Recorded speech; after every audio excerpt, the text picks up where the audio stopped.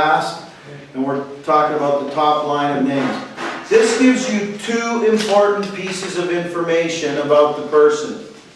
Number one, it tells you what religious affiliation they have indicated when they registered, if they indicated anything. And number two, it tells you how old they are. Their decade. On the registration slip, they can check 10 to 19, 20 to 29, 30 to 39, up to 60 plus, okay? So if it has a 5 there, they're in their 50s. So this person is a Lutheran. LUT stands for Lutheran. And the 5 is their decade. This is a Lutheran in their 50s. Okay, that's what that tells you. Which is important and helpful because you're going to visit a 50-year-old Lutheran a little different than you visit a teenage Adventist, which if you look down to the second line, it says ADV1. Okay?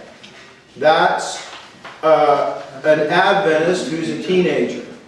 Somewhere between 10 and 19 years old, that person. Now, under that, you'll see in that same column, you'll see a UNS 5, right?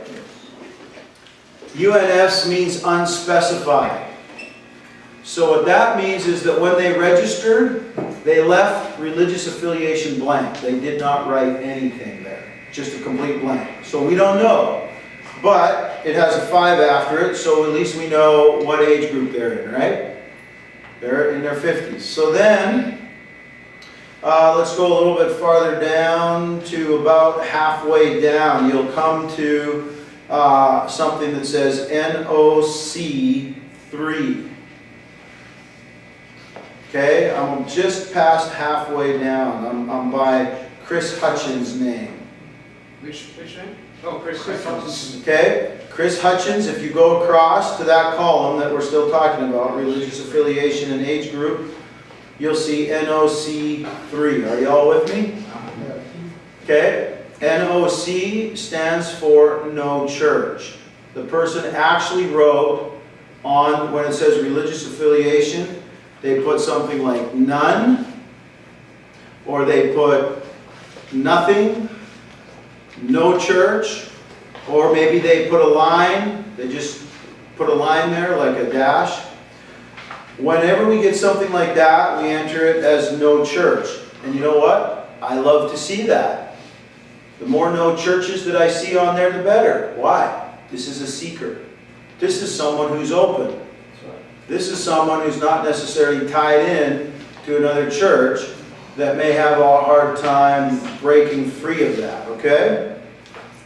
So no church. You keep going down a little farther, about 4 below that one, 5 lines below no church, you'll come to OTH 3. OTH means other. I mean, we have a finite list of denominations that we can put in there. We can change them around. But this just means that they're affiliated with some other religion that we didn't have on our list. And we have about 10 or 12 of the very most common denominations there. Okay, and how old is this person? Elsie Mukasa. Elsie Mukasa, how old is she? 30s. Yep, she's in her 30s. Excellent. Okay, next line down. Koi Se Chin. How old is that person?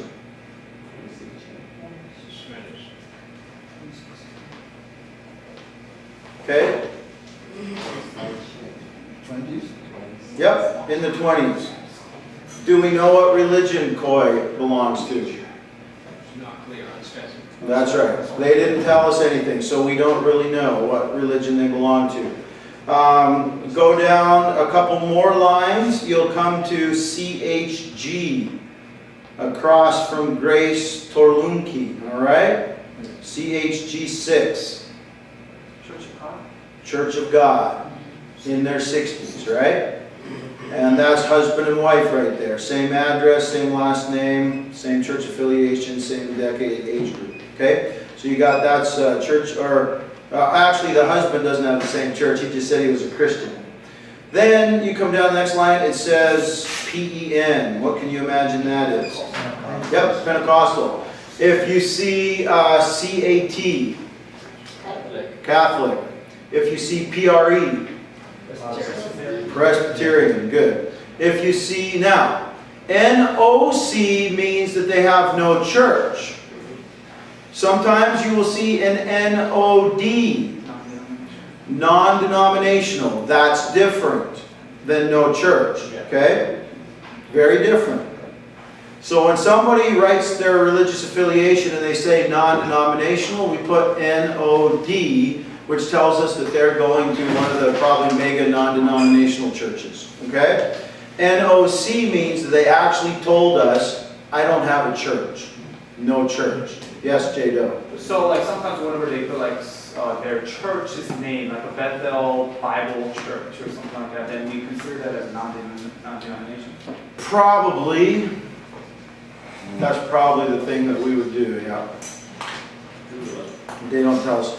BAP stands for Baptist. MET, Methodist. Okay, so you got that. What's the rest of us? You and I guess, huh? Yeah. Okay, so then we come to a whole string of numbers and dashes. Let's go back to the top of the page under at the very first name, Carolyn Brenner. You'll just see there 1, 2, 3, 4, 5, 6, 7, 8, 9, 0. 1, 2, 3, 4, 5, 6, 7, 8, 9, 0. 1, 2, 3, 4, okay? So, that is their attendance record. And it also indicates the night that they came to. Carolyn Brenner happens to have perfect attendance, as you can see. Hasn't missed a night thus far. So, when it goes to 0, since we're only working with the one digit, the first 0 is actually what? 10. Okay? Then the 1 directly after the first 0, it means meaning 11. And the 2 is 12. But then when you get to the second 0, that is meeting number 20. 21, 22, 23, 24. Okay? So, is that clear how to read that much that far? Alright, now let me say, why is it important that you know the meeting numbers? There's a reason that we gave you a schedule of the meetings with the titles and the numbers. Because the only way that you're going to know what meetings people have attended is based on the number. Because for example, come down to the second line, DeAndre Brown, alright? This is this Adventist teenager. He came to the first 3 nights, but he missed night 4. Are you with me there? It's a dash, right? Then he was there for 5, 6, 7, 8, 9, 10. And then he missed 11, 12, 13, 14, 15, right? Then he was back for 16, 17, 18, 19, missed 20, was back for 21, missed 22, was there 23 and 24. You with me on all that? So now, when you are working with a person, young person who's an Adventist growing up in the church, this is probably not going to be quite so critical. But when you're working with a non-Adventist and you, for example, see, if we go down to, let me see here. Let me find one. Okay. Come down about 2/3 of the way down to one of the bold-faced names there, Vance Muhammad. Okay? Look at Vance Muhammad. He was there for night 1 and 2. He missed night 3. He was there for night 4 and 5. Then he missed 6, 7, and 8. And he was there for 9, right? Okay, on night 3, we present the gospel. So when you look at this, you know that Vance was not there to hear the gospel. Okay? On night 8, well, in most meetings, I do it on night 8. In this meeting, on night number 7, we are presenting the Sabbath. You will see that Vance was not there for either the 7th or the 8th meeting, which means Vance did not hear the Sabbath presentation. So when you go visit Vance, can you talk to him about the Sabbath? No, because he hasn't heard that message. What can you do? You take a CD of the message, leave it with him, and tell him to listen to it before the next meeting and bring the CD back with him to the meeting. Okay? So that's why it's important for you to track with the numbers, so that, because then you know when they were there and when they weren't there, and what information they got and what information they don't have, and what you need to share with them.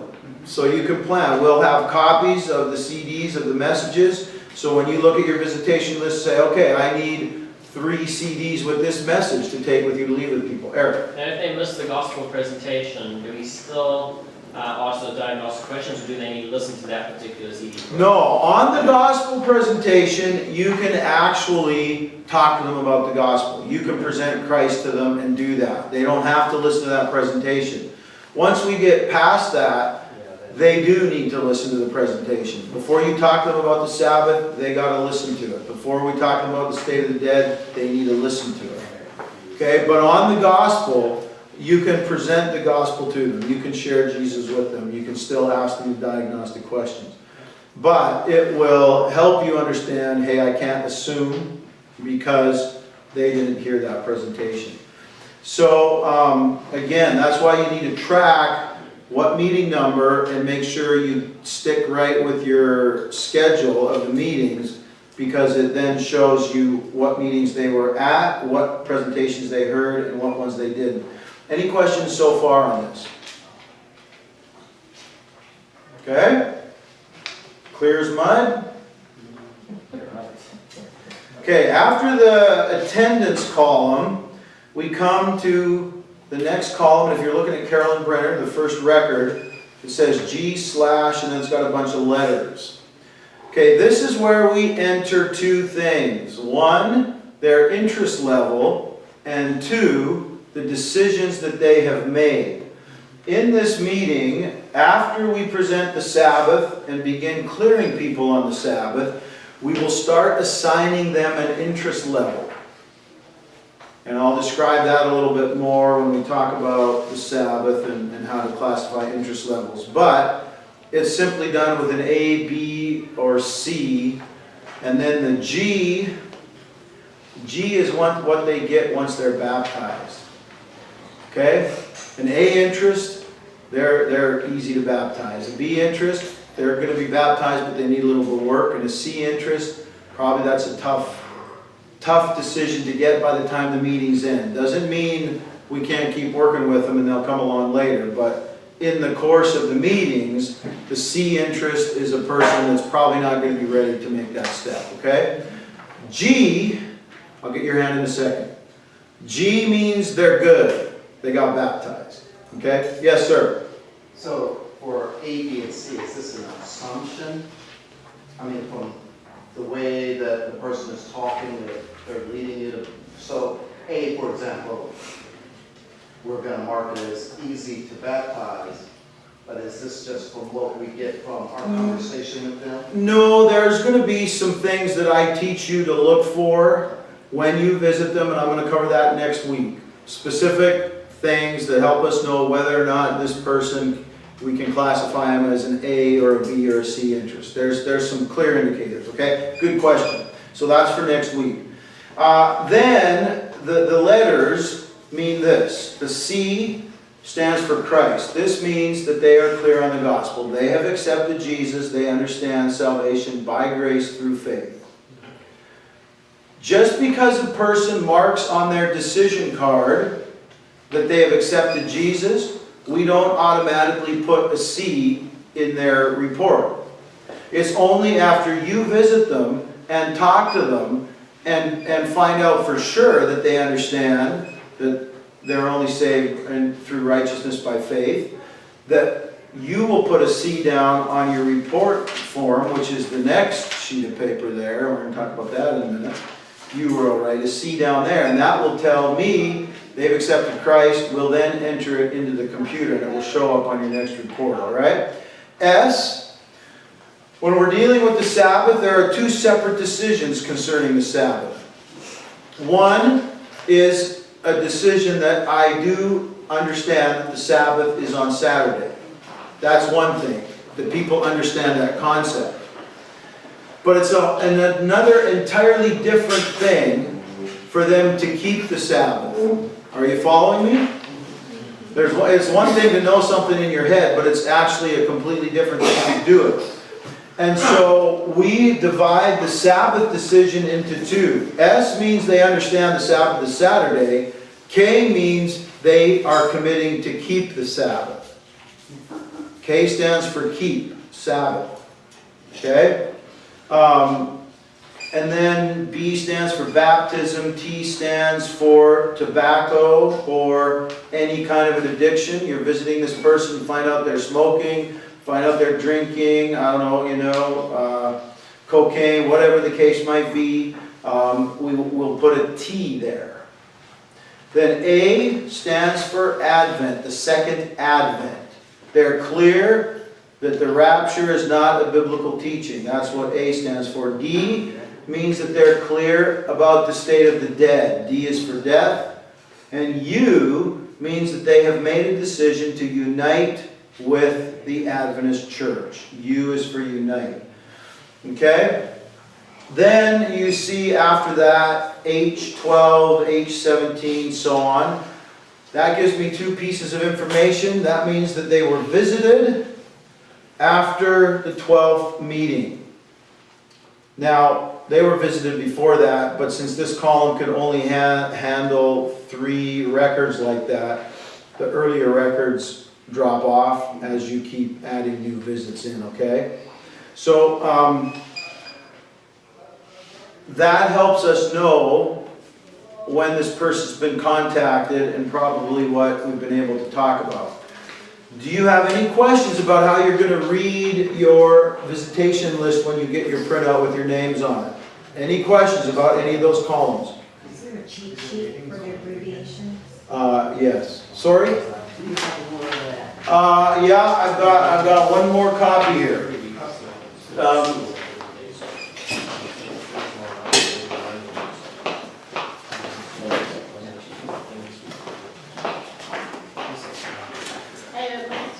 Yes. Now that you mentioned that when you talk about tobacco and addiction, and I'm trying to understand let's say you're going for visitation, you go in there and they are smoking, or it's the houses. You know, when you get into a house where somebody smokes, there is heavy smoke inside. For me, I struggle to breathe. Mm-hmm. How do you handle that without offending them, or they are smoking while they are visiting? Pray that the Holy Spirit will get you through the visit.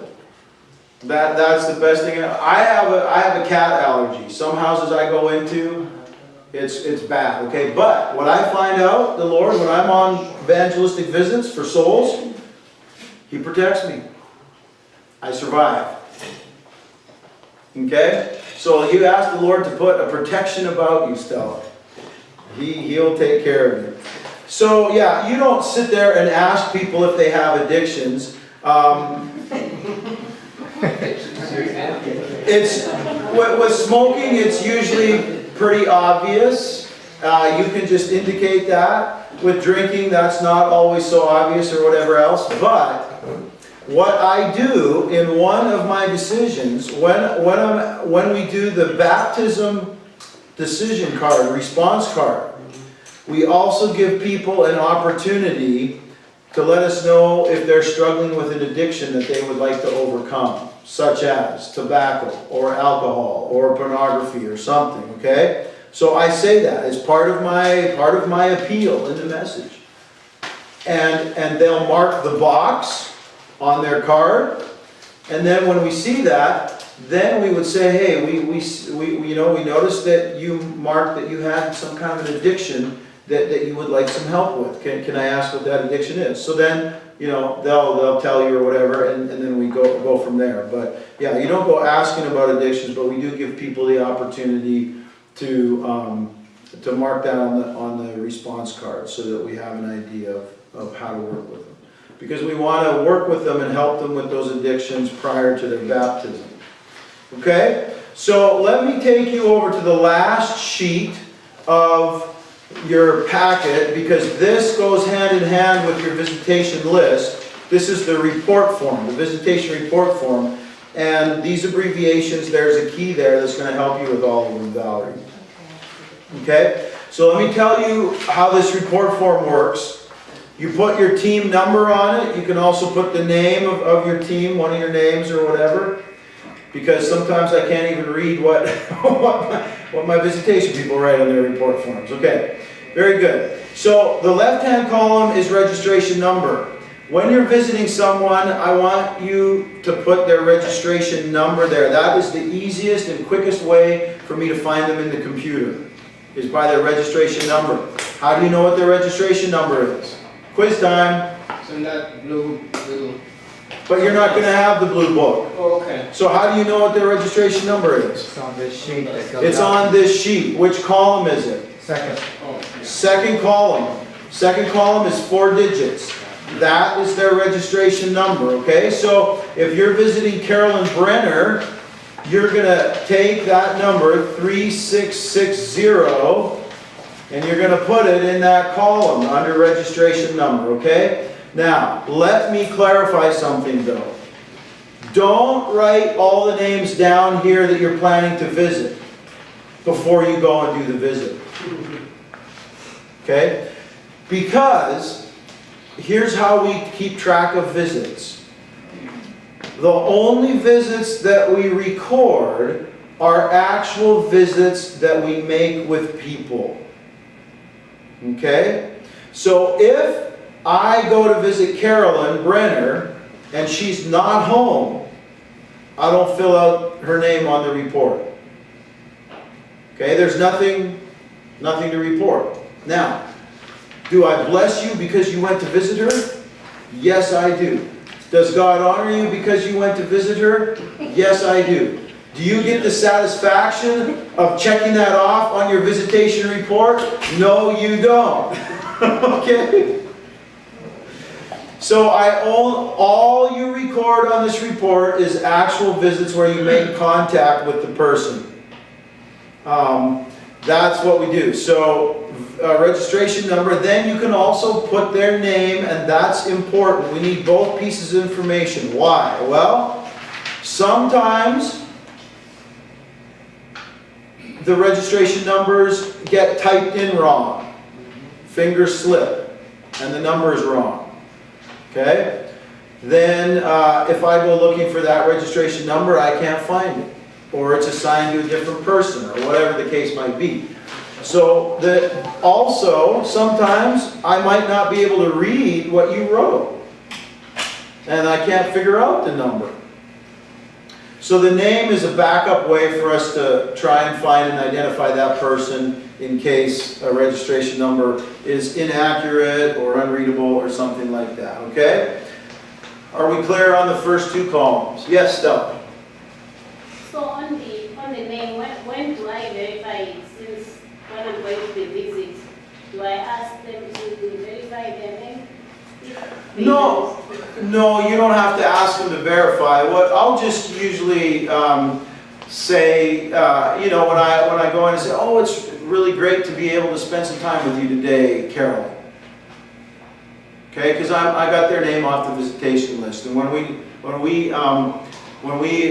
get their response cards on the 3rd night, I will talk about the fact that we'd love to get better acquainted with folk and just have an opportunity to maybe answer any questions and get to know them. So I've got a team of folk that are going to be helping me do some visitation. So I'll give them the alert, and they know that they've registered for the meetings, so you just have their name. And if the way you verify their name, if you call them Carolyn and say, well, I'm not Carolyn, I'm Francesca, then you know you got to fix the report, okay? Okay, good question. All right, next column says visit. This is where you give me an indication of when the visit happened. However, neon flashing light, trumpet, fanfare, get this next bit of information. Do not put the date there. Under the visit column, do not put the date. What did I just say? Good. Do not put the date. I don't care about the date. What I want to know is, what's the last meeting they were at that you visited them afterwards? Okay? So, if you look down to the bottom of your sheet there, on the left-hand side it says Visitation Codes. This is what we're going to put in that column under Visit. You're on this Visitation Report form, bottom left-hand side, okay? P stands for phone, H stands for home, M stands for meeting, and L means left packet. So, if you visit somebody and they're not home, and you leave something for them, you can have the satisfaction of marking them down in your report form. You can put L there, okay? But then, not only do we want a letter, I want a number. Notice there under that visitation code side, there's a little asterisk, and then it says this: after the letter, enter the last meeting prior to the visit. Okay? Last meeting prior to the visit. So let me ask this question. We've got a meeting on Tuesday night. What meeting number is that in our series? It's meeting number 4. You go visit somebody on Wednesday night. Are you going to put May 11 in that column? No, you're not going to put the date. You're going to see them in their home, so you're going to put the letter H, and then after it, what are you going to put? 04. That's what I want. The last meeting that they were, or the last meeting, not necessarily that they came to, but that we presented. The last meeting that we had before you did that visit.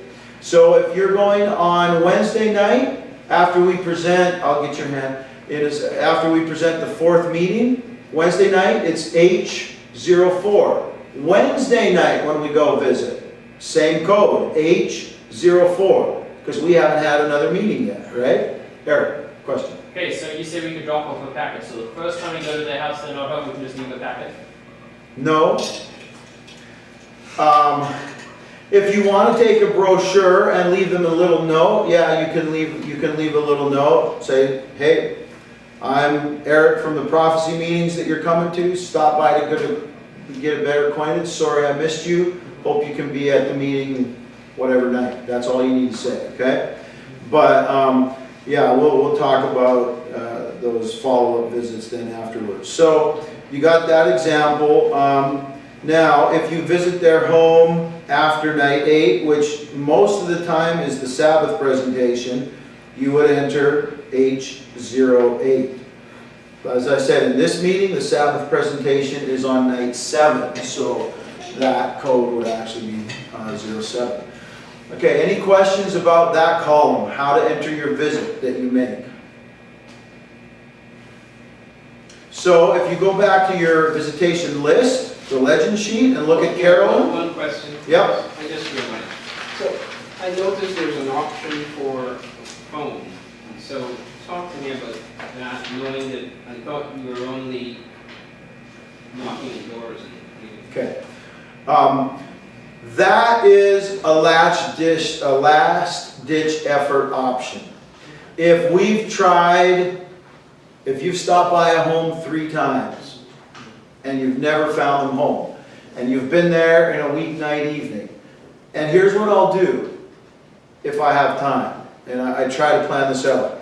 A person that I stop at their home, let's say I stop there early on in the evening and they're not home, what I'll try to do is maybe swing by at the end of my visitation late, see if they're home then.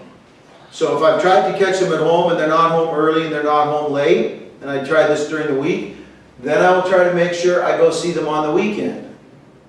And if they're not home on the weekend, I've tried during the week, I've tried on the weekend, I've never caught them home, then I'm going to pick up the phone.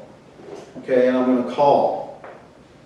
And that's also if I can't catch up, if I can't figure out who they are at the meeting, too. You know, you can hang around the registration table, if there's somebody that you're just, man, you've tried and tried and you're not making contact. By the way, if you call and they don't answer, don't leave a